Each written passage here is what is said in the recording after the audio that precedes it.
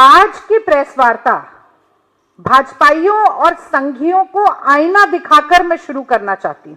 जब सांप्रदायिकता, नफरत और हिंसा का जहर घोलने का काम हो रहा है, जब एक पूरे समुदाय की तुलना कुत्ते के पिल्ले के साथ की जाती है, घुसपैठिया कहा जाता है, कपड़े देखकर पहचानने की बात होती है, और बड़ी माफी के साथ मैं शब्द का प्रयोग करूंगी, जूते मारो, गोली मारो सालों को जैसे शब्दावली का प्रयोग किया जाता है, बटेंगे तो कटेंगे वाली विभाजनकारी राजनीति को केवल अपनी स्वार्थ सिद्धि के लिए, राजनीतिक स्वार्थ सिद्धि के लिए इस्तेमाल किया जाता है, तब ऐसे में एक व्यक्ति ये ठानता है, एक नेता ये दृढ़ संकल्प लेता है कि कन्याकुमारी से कश्मीर तक, मणिपुर से मुंबई तक मोहब्बत के फेविकोल से भारत को जोड़ना है।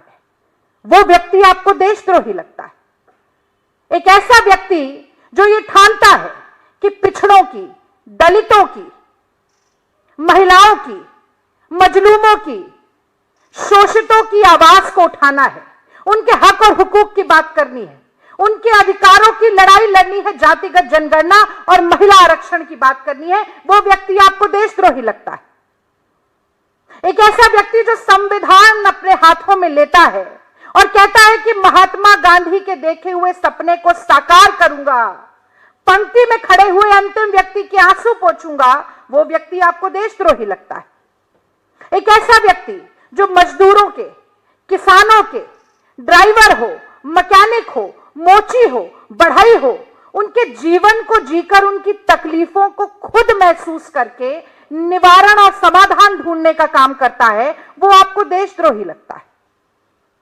एक व्यक्ति जो इस देश की जनता, जिस पर स्वयंभू महामानव केवल अपने मन की बात थोपने का बीड़ा उठाए बैठे हैं, उस जनता जनार्दन के कंधे से कंधा, कदम से कदम मिलाकर चलता है, उनके आंसू पोंछने का, उनको ढांढस बंधाने का, उनके जख्मों पर मलहम लगाने का काम करता है, वो आपको देशद्रोही लगता है।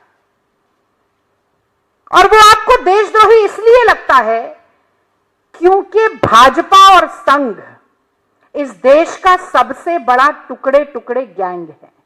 मैं फिर से कहती हूं, भारतीय जनता पार्टी और राष्ट्रीय स्वयंसेवक संघ इस देश का सबसे बड़ा टुकड़े टुकड़े गैंग है। अंग्रेजों ने एक नीति चलाई थी कि भारतीयों को तोड़ो, आपस में लड़वाओ और राज करो, डिवाइड एंड रूल पॉलिसी। और अगर आज देश में संविधान के अधिकारों को तोड़ने का, लोकतांत्रिक मान्यताओं और प्रणाली को तोड़ने का, सामाजिक समरसता को तोड़ने का, भाईचारे, बंधुत्व, देश की कौमी एकता, गंगा जमनी तहजीब को तोड़ने का काम कोई कर रहा है, तो वो यही टुकड़े टुकड़े गैंग है।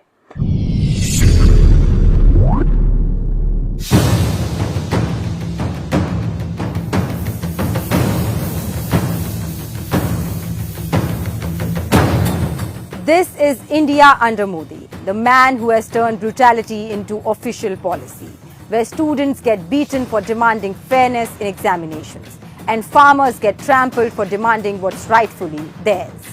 The students, the future of this nation, are nowhere near their textbooks. Instead, they are dragged and beaten on the streets, all for asking for basic fairness in exams, while the farmers, the very ones who feed us, are met with lathis, tear gas and barricades. Among their major demands are a legal guarantee for MSP, a debt waiver, withdrawal of cases against farmers during their earlier agitation, and compensation for those families who lost their loved ones during the same period. Don't our Annadatas deserve such basic courtesy? Oh, and we all remember Modi's grand promise to double farmers' incomes, right? Well, instead of doubling their earnings, he has doubled their suffering. साल 2022 तक किसान अपनी आय दोगुनी करने के साधन जुटा सके, इसके लिए हम दिन रात जुटे हुए हैं। Despite India's rich history of non-violence, Narendra Modi has made violence the go-to solution for every problem. And by every problem, we mean every single one.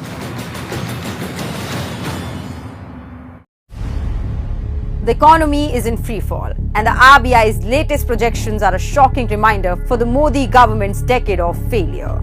The RBI has slashed its GDP growth forecast for financial year 25 from 7.2% to a pitiful 6.6%. But wait, that's not all. The RBI has upped its inflation expectations too, warning that we are in for a bumper year of inflation. And guess who's going to pay the price? Yep, the same people already struggling to make ends meet. And yet, Narendra Modi's government remains eerily silent while the nation's economy sinks deeper into chaos, forcing millions of Indians to struggle alone. This isn't just about numbers. This is the brutal reality of a nation crushed under 10 years of so-called masterstrokes, from demonetization to the disastrous GST rollout, and failed initiatives like Skill India, Make in India, Startup India, and Stand Up India, each sold as a game changer. But today, the results are undeniable. Unemployment skyrocketing, inflation eating into every household budget, private investments drying up, and now this GDP downgrade. The truth is impossible to ignore. India's economy isn't just in trouble, it's in tatters, and so are Modi's hollow economic promises.